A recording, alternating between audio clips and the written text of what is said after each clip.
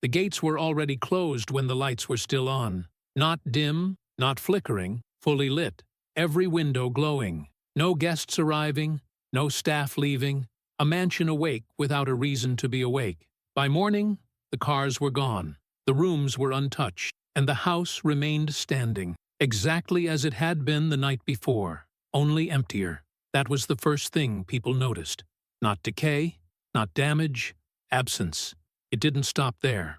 Over the following weeks, gardeners arrived to find doors unlocked that had been sealed for years. Chandeliers burned through entire nights without anyone admitting to turning them on. Heat ran in rooms no one entered. Bills were paid on time. Nothing malfunctioned, which somehow made it worse. The estate behaved as if it no longer required humans. Some insisted it was just automation. Others said it was habit, systems built too large to shut down. A few whispered that the house had outlived its purpose and hadn't realized it yet. What everyone agreed on was simpler. Whatever had gone wrong, it hadn't gone wrong loudly. No fire, no collapse, no public scandal. Just a property continuing to operate after the reason for operating had quietly disappeared. That pattern repeated elsewhere. Factories that stayed open with fewer workers each year. Endowments that grew while the families behind them stopped showing up.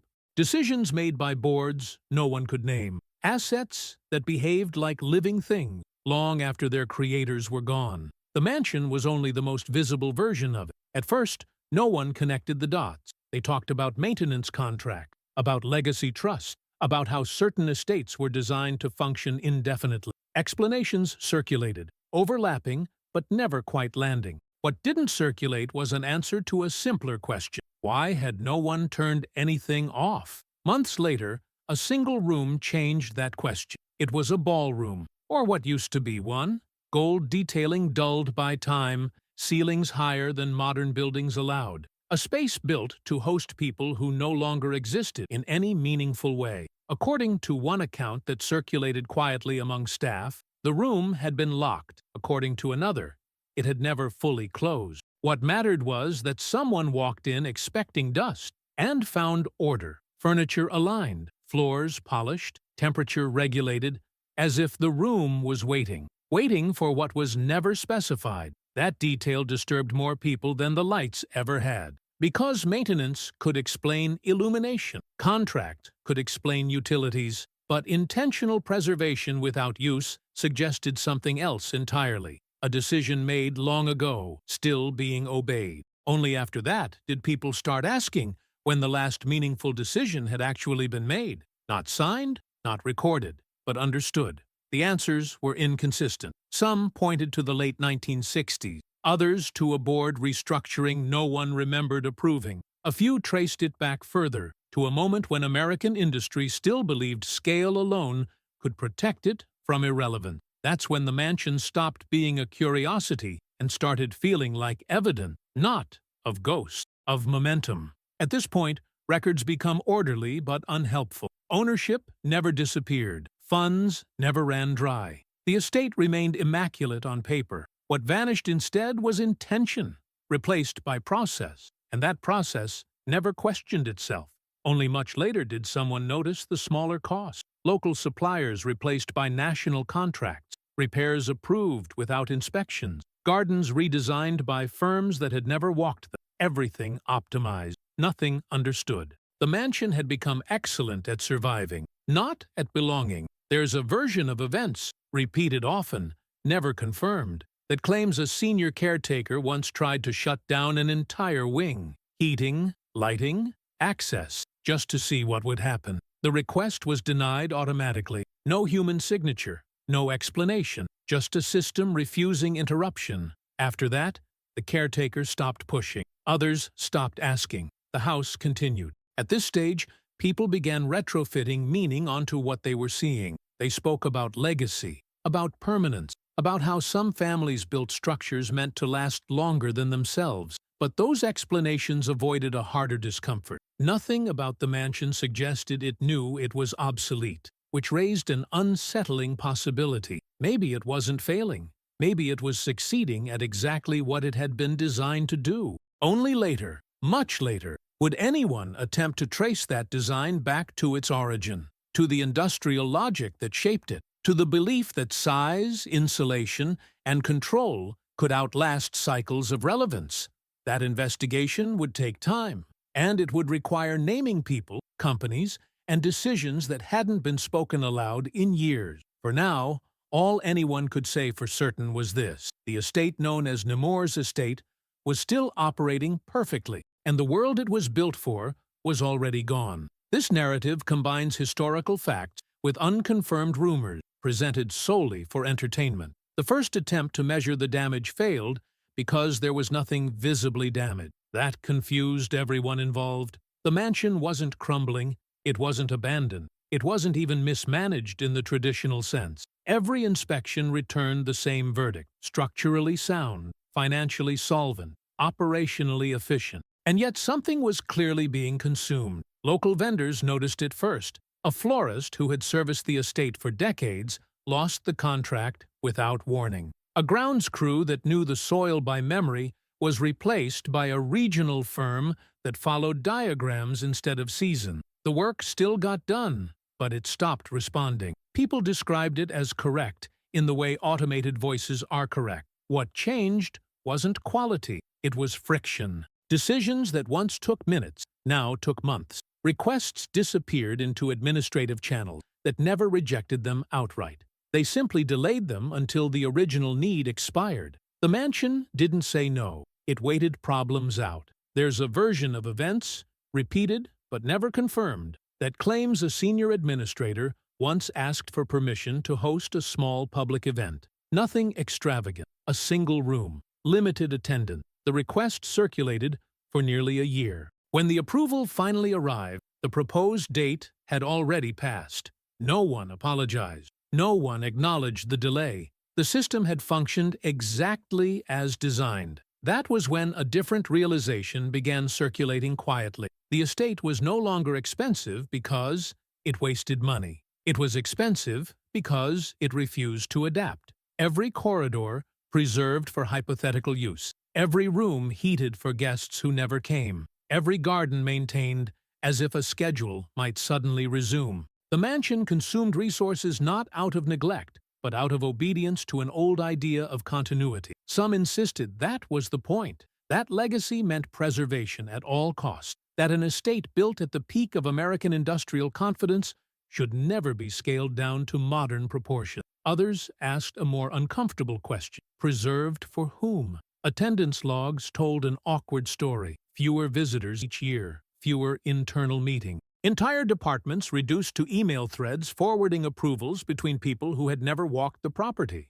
The mansion had become a perfectly maintained inconvenience. At some point, no one agrees exactly when, the estate crossed an invisible threshold. The cost of changing anything exceeded the cost of letting it continue unchanged. From that moment on, inaction became the cheapest option. This is where explanations begin to blur. Some blamed legal structures designed to prevent interference. Others pointed to tax incentive that rewarded stability over use. A few argued that the mansion was never meant to function as a living space in the first place, that it was designed as a symbol, not a home. But those explanations didn't account for the smaller human cost. A caretaker reportedly retired early after realizing none of his suggestions were ever implemented. A facilities manager transferred departments after being told that modernizing a single system would require approvals from committees that no longer met in person. Younger staff stopped offering ideas altogether. The building remained immaculate. The people around it slowly disengaged. What made this harder to confront was that nothing ever broke. In most institutional failures, collapse forces action. Pipes burst, roofs fail, budgets implode. Here, the opposite occurred. The mansion absorbed strain silently. Its systems were overbuilt, redundant, insulated against urgency. It had been designed by an era that feared interruption more than stagnation. This became especially visible during a winter when energy costs spiked nationwide. Many large properties adjusted operations, closing wings, limiting hours, consolidating space. The mansion did not. Consumption barely changed. An internal memo circulated, again according to accounts that were never formally acknowledged, questioning whether this was intentional or simply unexamined habit. The response was a spreadsheet showing that costs remained within projected ranges. No one addressed the question behind the question. What the numbers failed to show was opportunity loss. The events not hosted, the programs never piloted, the conversations that couldn't happen because the space was too perfect, too preserved, too frozen in its original logic. The mansion was optimized for a world where scale equaled relevance. That world no longer existed. Still, no decisive moment arrived. There was no meeting where someone stood up and named the problem. Instead, responsibility dissolved across generations of management, each inheriting a structure that worked and therefore felt dangerous to touch. A quiet rule took hold. Do not be the person who changes the thing that still functions. That rule protected the building. It also hollowed it out. By the time outside observers began writing about the estate as an artifact rather than an institution, the shift was already complete. The mansion wasn't failing publicly. It was succeeding privately at preserving itself beyond usefulness. Some accounts claim that during a closed-door review, a consultant described the estate as too intact to repurpose. The phrase stuck because it captured the contradiction perfectly. Nothing was wrong enough to justify intervention, and so nothing changed. Only much later would anyone attempt to trace how that condition came to be, not just structurally, but philosophically, to ask why an entire system had been designed to endure indefinitely, and what assumptions made that feel rational at the time. That inquiry would force names into the open, industries, fortunes, decisions made when American confidence was still expanding, not contracting. For now, all anyone could observe was the outcome. A mansion still operating at full capacity, a staff operating on inertia, and a cost that never appeared on paper, but accumulated anyway. Something had been lost, not through collapse, but through preservation. And whatever caused that loss began long before the lights stayed on by themselves. There was no announcement when permanence replaced purpose. No meeting minutes, no signed resolution, just a gradual shift that no one could later pinpoint. At some stage, the estate stopped asking what it was for and focused entirely on what it had to remain. That distinction mattered more than anyone realized at the time. Early documents, the ones people later referenced selectively, spoke about continuity, stewardship, and safeguarding legacy. None of that sounded unreasonable. In fact, it sounded responsible. The problem wasn't the language. It was how literally was followed. Every clause designed to prevent loss became a reason to avoid change. Every safeguard turned into a barrier. Over time, protecting the estate stopped being a means and became the outcome itself. This didn't happen dramatically. It happened procedurally. A request to modernize one wing was redirected to a heritage review. The heritage review deferred to a financial committee.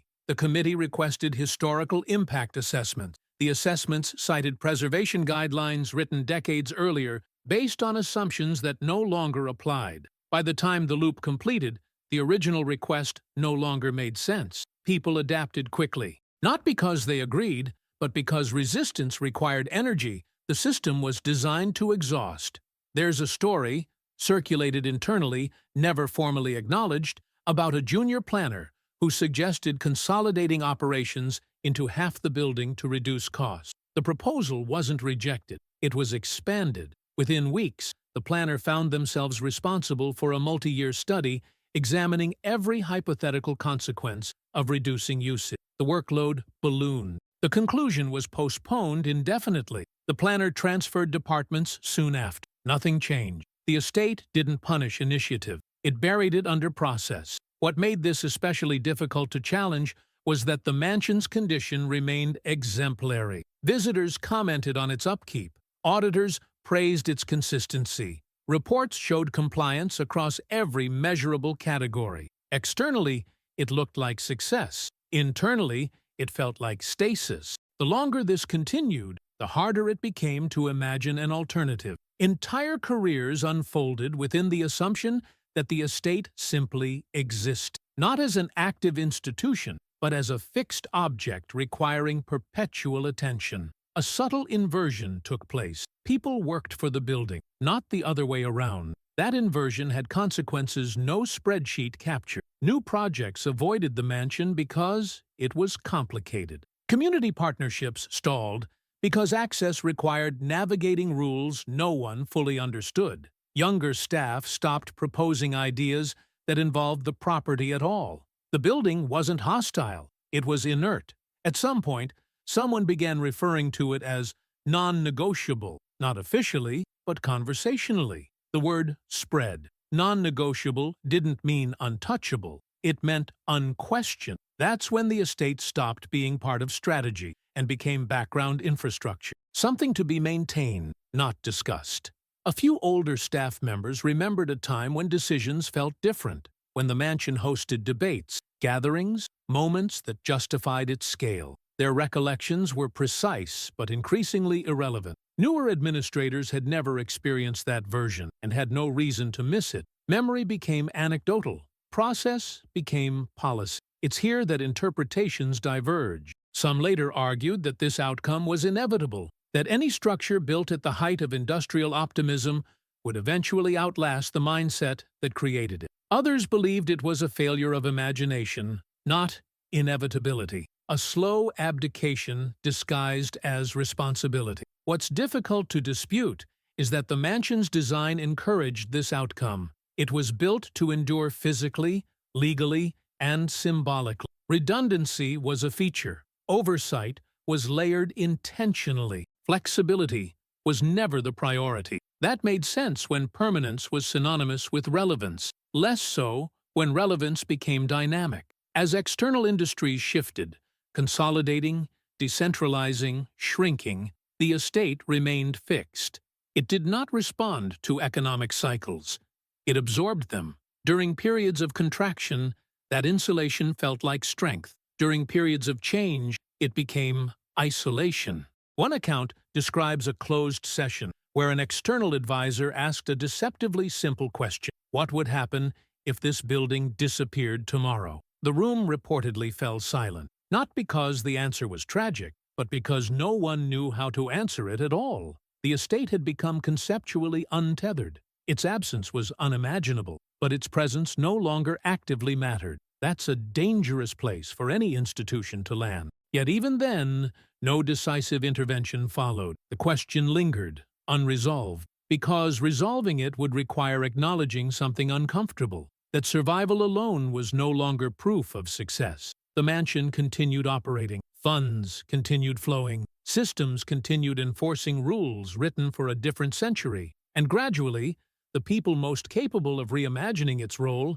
stopped engaging with it entirely. What remained was an object optimized for longevity, managed by default, protected by habit. Only later would critics suggest that this was the true turning point, not a scandal, not a collapse, but the moment when permanence became the objective rather than the consequence. If that interpretation is correct, then the estate didn't fail. It fulfilled its design perfectly. The problem was that the world moved on anyway. And when someone eventually tried to reconnect the mansion to that moving world, they discovered something unsettling. The systems guarding it were far stronger than the intentions that once justified them. The problem finally surfaced when responsibility changed hands, not formally, but emotionally. It happened when the people managing the estate were no longer connected to the era that had created it. They hadn't grown up hearing its name spoken with reverence. They didn't remember when its scale felt aspirational instead of excessive.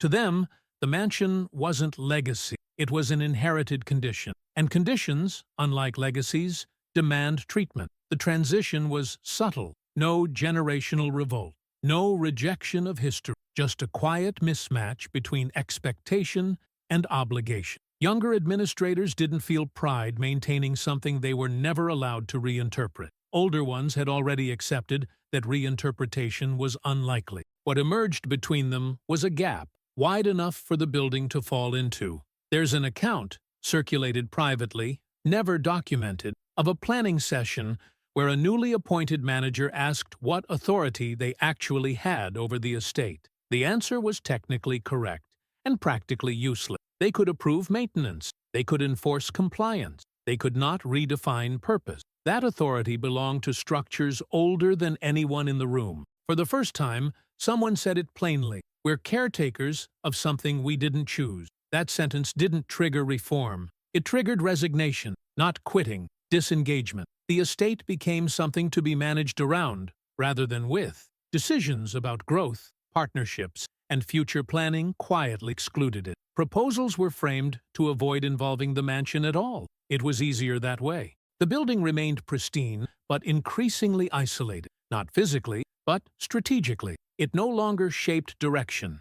It absorbed resources while influencing nothing. This is where interpretations begin to diverge again. Some insist this was the moment decline truly began. Others argue decline had already occurred, and this was merely recognition. A few maintain that nothing declined at all, that the mansion was never meant to evolve, and shouldn't be judged by modern expectations. But even among defenders, a discomfort lingered, because inheritance implies continuation. And what was being continued here was unclear. The estate didn't generate new meaning. It preserved old structure, and preservation without renewal slowly turns objects into burdens, not through damage, but through obligation. A particularly telling moment, according to one version of events, involved a proposal to temporarily close a wing for conceptual re-evaluation, not renovation, not downsizing, just closure. The idea was simple: reduce activity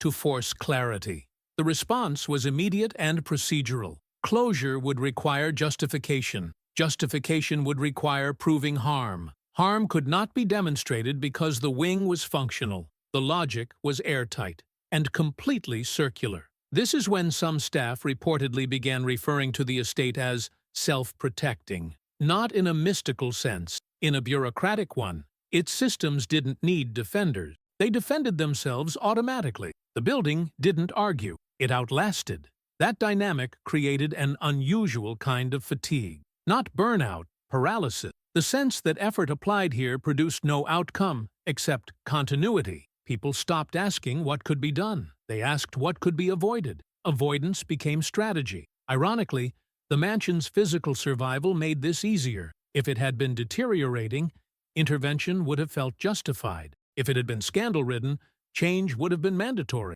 But it remained impeccable, so it was left alone. Over time, even critics softened their language. They stopped calling it obsolete. They called it symbolic, then historical, then simply there. The shift mattered. Once something becomes there, it exits debate. And yet, outside the estate's boundaries, the world kept shifting. Industries that once justified its scale consolidated, automated, disappeared. Fortunes that built permanence learned the limits of insulation. The mansion didn't respond to these changes. It absorbed them silently. There's a recurring detail in several accounts that's easy to dismiss but difficult to forget. Multiple people claim that during reviews, no one could clearly articulate what success for the estate actually looked like anymore. Not preservation, that was assumed. Not relevance, that was vague. Not use, that was optional. Success had become non-failure. That's a low bar for something built to embody ambition. And it raised a question no one wanted to answer directly. Was the mansion still an asset, or had it become a ritual? Rituals persist without understanding. They continue because stopping them feels disruptive, not because they still serve. If that interpretation holds any truth, then the estate's most enduring legacy wasn't architectural or financial. It was behavioral. A structure so stable that it trained generations not to challenge it. Only later would someone attempt to interrupt that pattern, not by attacking the building, but by questioning the logic that made it untouchable. That attempt would not come from within the estate. It would come from outside, from a world that no longer measured value the way this mansion had been built to represent. And when that moment arrived, the estate would face something it had never been designed to handle. A challenge not to its survival, but to its justification. The interruption didn't arrive as a threat. That's what made it dangerous. It came disguised as interest, an inquiry, a proposal, a conversation framed as collaboration rather than challenge. Someone from outside the estate asked a question no one inside had asked in years. Not aggressively, not critically, just sincerely. What does this place do now? The question moved slowly through internal channels, losing urgency at every step. But it didn't disappear. It lingered in meeting agendas. It reappeared in briefing notes. It refused to be resolved by maintenance reports or financial summaries. Because it wasn't asking how the mansion functioned, it was asking why. For the first time in decades, the estate was being viewed not as a constant, but as a variable. That shift unsettled people. Some reacted defensively. They cited preservation commitment. Others emphasized historical importance. A few leaned on economics, sunk cost, donor expectation, reputational risk.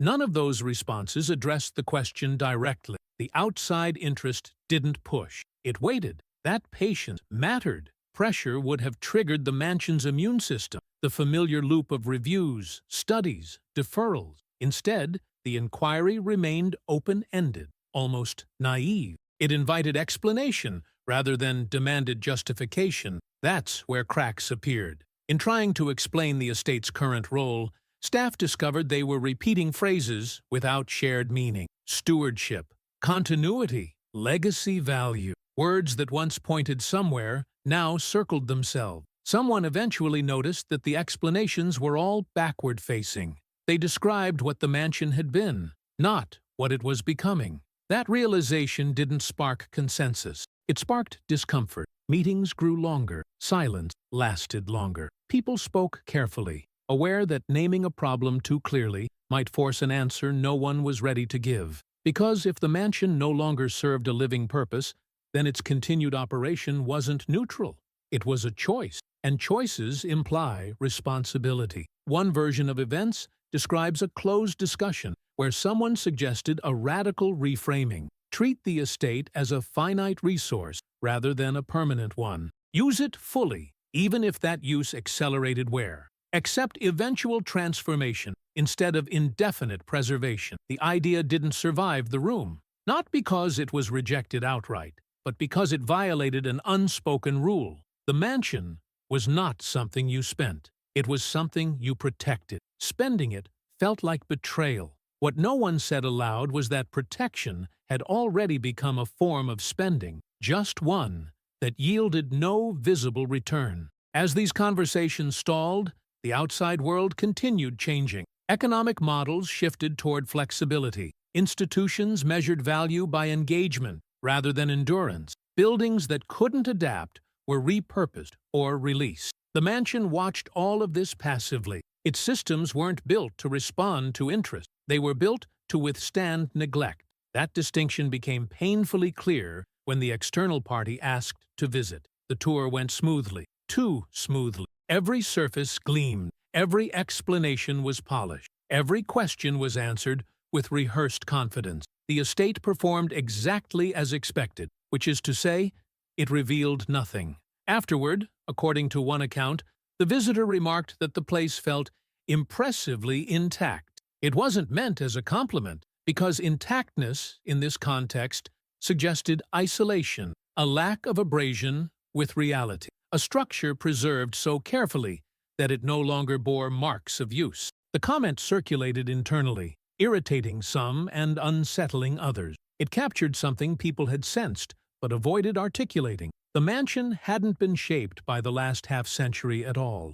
It had simply endured it. That endurance now worked against it. The more unchanged the estate appeared, the harder it was to argue for its relevance in a world that equated value with participation. For the first time, the estate faced a kind of pressure it couldn't deflect with process. Comparison. Compared to adaptive spaces, it was rigid. Compared to active institutions, it was quiet. Compared to evolving legacies, it was static. None of this made the mansion worse. It made it exposed. There's a recurring detail in several recollections, a moment when someone realized that defending the estate required more energy than imagining alternatives elsewhere. That realization didn't produce rebellion, it produced drift. People began planning futures that did not include the mansion. That's when the balance tipped, not publicly, not dramatically, but internally.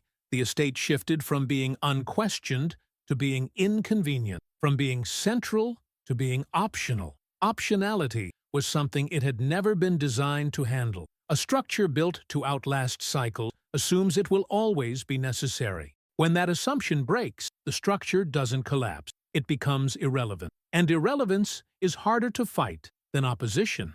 By the time anyone tried to reassert the mansion's importance, the conversation had already moved on. New priorities filled agendas. New projects attracted attention. The estate remained immaculate and increasingly alone. The outside interest faded, not because it was satisfied, but because it found no traction. Nothing had been denied. Nothing had been approved. Nothing had changed, which raised a final, unsettling possibility. Maybe the mansion didn't need to be challenged to lose its place. Maybe it only needed to be bypassed. If that was true, then the estate hadn't survived too long.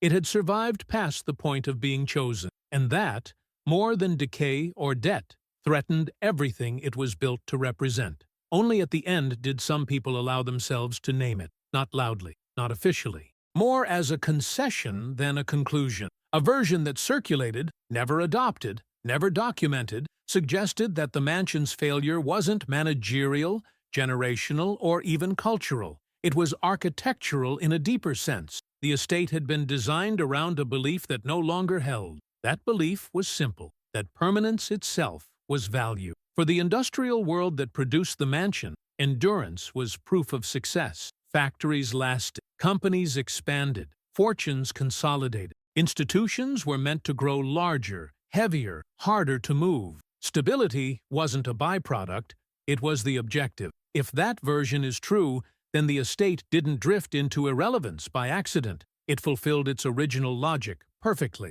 The problem was that the logic outlived the conditions that made it meaningful. American industry learned this the hard way. Scale stopped protecting companies. Insulation stopped guaranteeing relevance. Structures built to dominate markets discovered that markets no longer waited to be dominated, but the mansion had no competitors, no consumers, no feedback loop.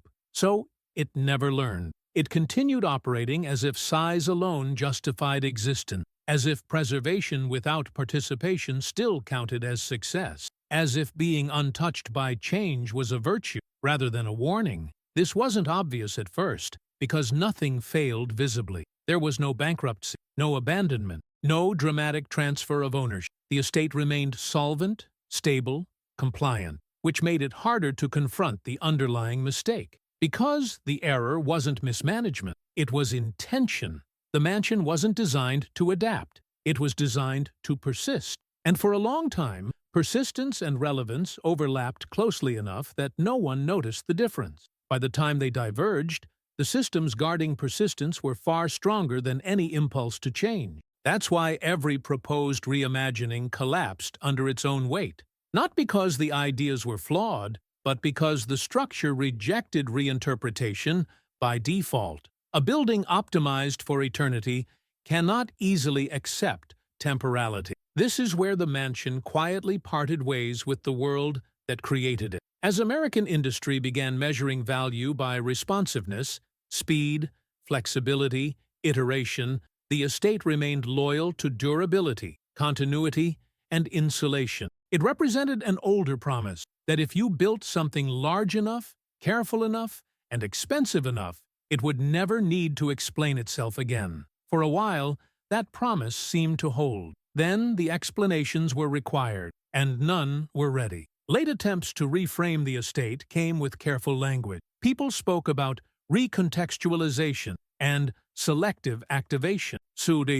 But beneath those phrases was an admission no one wanted to center. The mansion no longer knew what it was for, and because it had been built to avoid questioning, it couldn't answer. If one interpretation is correct, then the estate didn't fail when interest faded or when it was bypassed by new priorities. It failed earlier, at the moment it stopped needing to justify its existence. From that point on, everything else was maintenance. This reframing unsettled some defenders because it suggested something uncomfortable, that the mansion's greatest strength had become its most limiting flaw. Its ability to survive without engagement allowed it to drift beyond relevance without triggering alarm. In industrial terms, it became a perfectly functioning relic. That phrase appeared once in an internal note and disappeared just as quickly. Too sharp, too accurate. Relics aren't broken. They're complete, finished, removed from consequence. And the mansion, in the end, had been finished for a very long time.